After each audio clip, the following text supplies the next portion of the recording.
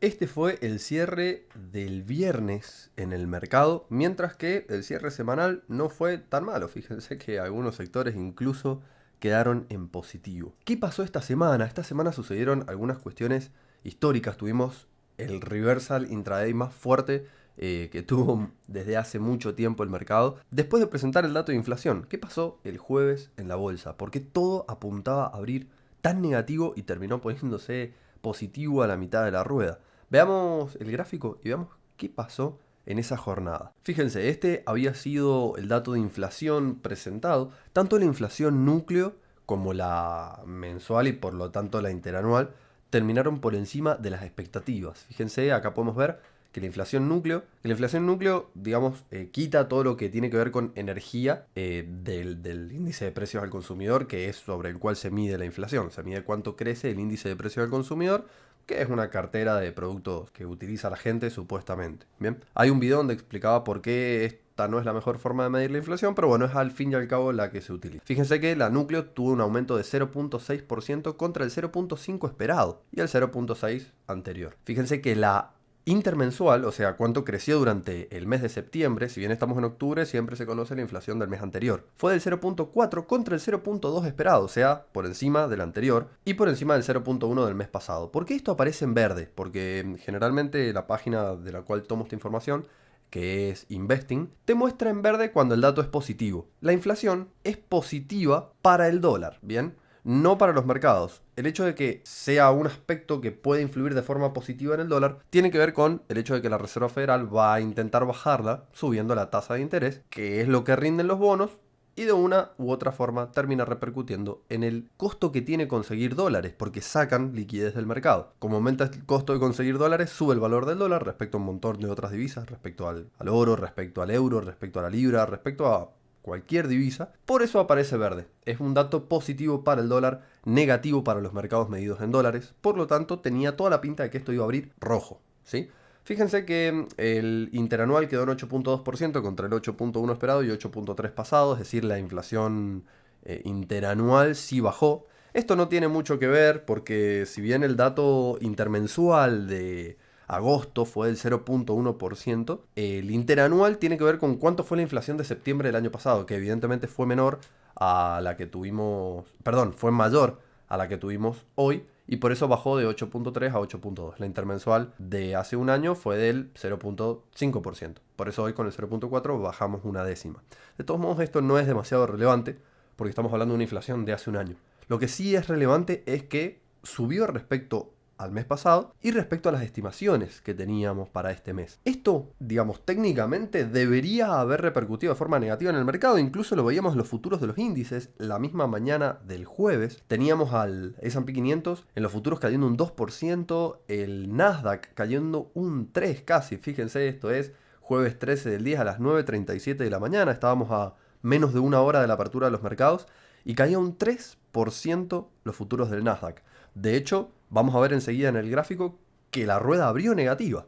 Abrió con una caída marcada. Pero ¿qué pasó? A media mañana, bueno, después un par de noticias, a media mañana se pegó la vuelta. Y siendo las 2 menos 10 de la tarde ya estábamos con todo positivo. Caían algunos papeles puntuales nada más, pero todo estaba en verde. Incluso después vemos el cierre de la jornada. También terminó siendo súper positivo, incluso mucho más positivo de lo que lo veíamos al mediodía. ¿Qué pasó? Parece que, evidentemente, si bien la inflación a priori había sido bastante mal tomada por el mercado, estábamos en mínimos históricos de los índices y se generó un importante aumento de demanda por los activos de renta variable. Recuerden que si bien la inflación es un aspecto sobre el cual la Reserva Federal se basa a la hora de elegir su tasa de interés, y la tasa de interés es verdaderamente lo que repercute sobre el valor del dólar, en realidad el dato de inflación no es el dato más relevante. El más relevante va a ser cuánto cuánto la Reserva Federal decida subir la tasa de interés y qué diga Powell respecto a lo que espera para la siguiente suba de tasas. Cuando reducen su hoja de balances, aumentan la tasa de los bonos, esto hace que el dólar suba. Y cuando el dólar sube, los activos de riesgo medidos en dólares bajan. Por eso vemos caer, por ejemplo, al oro, que es un activo refugio y que estando en una guerra en Europa está bajando. No porque no funcione como activo refugio, sino porque en verdad lo que está subiendo es el dólar debido a las políticas de la Reserva Federal. Ok, veamos el gráfico, veamos cómo abrió el mercado esa mañana. Acá estamos viendo la rueda de jueves, fíjense cómo el mercado abrió con una caída del 1.6% para el S&P 500, llegando a caer incluso un 2.4%. Pero desde entonces empezó una marcadísima recuperación, donde subió hasta un 5.55%. Esto es un montón para el índice, se recuperó muchísimo y terminó finalmente cerrando con una suba del 2.6%. Fue realmente una reversión muy importante, cuando el S&P 500 alcanzó niveles mínimos desde el día 5 de noviembre de 2020. Es decir, el jueves estuvo a precios del 5 de noviembre de 2020, si bien son precios por encima de los máximos pre-pandemia, que son estos que tenemos por acá, sí formó un mínimo más de un año. Todas estas políticas que está aplicando la Reserva Federal y tiran los mercados para abajo, pueden seguir haciendo que el mercado caiga. Incluso podríamos ver a los índices continuar a la baja. Pero lo más relevante de todo acá es que veamos cómo responde la Reserva Federal a este dato de inflación.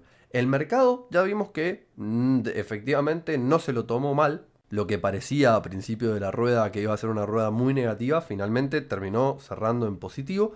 Aunque con la rueda del viernes sí que el mercado terminó cayendo bastante y corrigiendo un poco lo de la rueda anterior. ¿Qué es lo que verdaderamente nos debería importar ahora y a qué le deberíamos prestar más atención?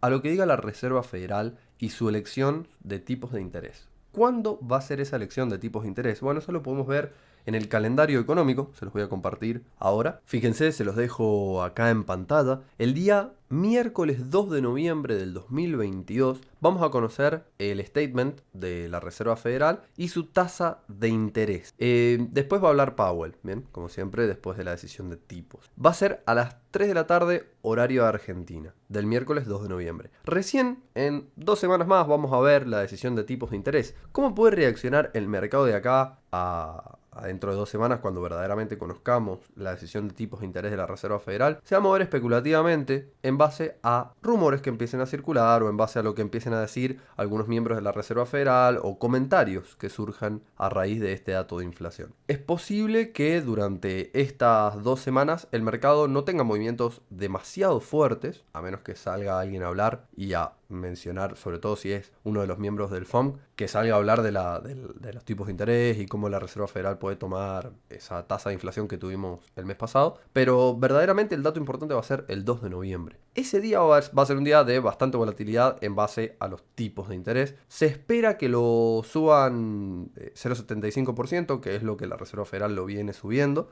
Creo que es lo que más descuenta el mercado hoy en día. Una suba de tasas de 0,5% la descartamos porque es muy baja, y una suba de tasas del 1% es demasiado elevada como para que y la inflación tampoco es que ha crecido tanto como para que la Reserva Federal tenga que tomar una decisión tan drástica. Personalmente opino que el 0.75 va a ser el nivel de mayor probabilidad. El mes pasado, donde tuvimos una interanual récord, se esperaba que la Reserva pudiera llegar a subirle el 1, no la subió, así que no creo que en esta oportunidad la suba un 1 realmente. Sí sorprendería si la sube en 0.5, eso lo tomaría bastante bien el mercado, pero a priori un 0.75 aparenta ser lo más probable.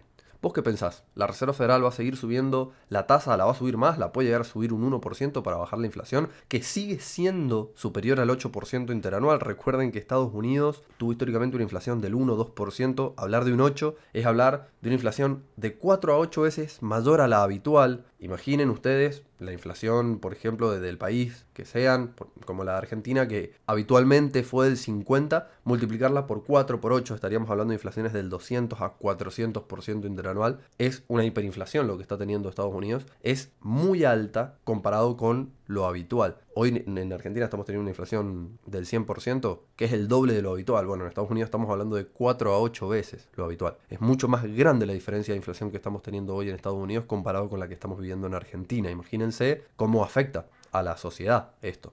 ¿Puede la Reserva Federal aplicar sus políticas o durante más tiempo o aplicarlas más fuerte, más estrictamente, subiendo la tasa más cantidad, digamos, en cada decisión de tipos. Pero recuerden que esto es algo sumamente recesivo y Estados Unidos técnicamente ya está entrando en su segundo trimestre de recesión. Recuerden que una recesión es cuando tenemos 2 trimestres con el PBI a la baja y Estados Unidos durante el primer, segundo y tercer trimestre tuvo un PBI decreciente. Es decir, estamos ya entrando al segundo trimestre con Estados Unidos en recesión. Biden habló de la probabilidad de recesión la semana pasada, dijo que si bien esperaba que eso no sucediera, que eran conscientes que existía el riesgo. Fue la primera vez que Biden mencionó el hecho de la probabilidad de una recesión y esto al mercado no le gustó demasiado. Si bien yo creo que puede no tener tanta parte mala, digamos, porque el hecho de que Biden sepa y sea consciente de que estamos en las circunstancias actuales y que la economía está siendo sometida a decisiones políticas altamente recesivas, puede hacer que se planteen 2 veces si quieren seguir con este tipo de políticas o no. De todos modos,